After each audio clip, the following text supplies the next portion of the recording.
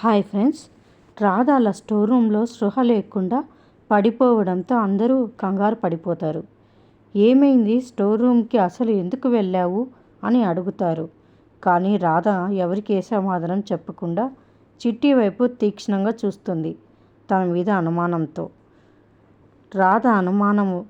రాధకి అనుమానం వచ్చింది అని చిట్టి భయపడుతుంది.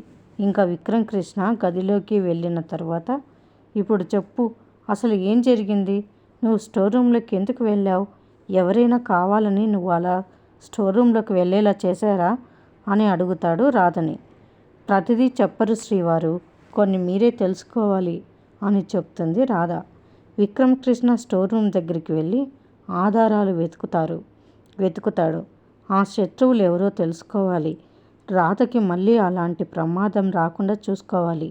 ఆ బాధ్యత నాదే అంటూ అక్కడ నుంచి వెళ్ళిపోతూ ఉంటే కాలికి ఏదో తగిలినట్టు అవుతుంది. అది ఏంటి అని చూస్తే అది ఒక పట్టీ. విక్రమ్ కృష్ణ దాన్ని చేతిలోకి తీసుకొని చూస్తాడు. ఈ పట్టీ చిట్టి కాలి పట్టీ కదా అని అనుకుంటాడు. మరిన్ని అప్డేట్స్ కోసం ప్లీజ్ సబ్స్క్రైబ్ చేయండి. Thanks for watching.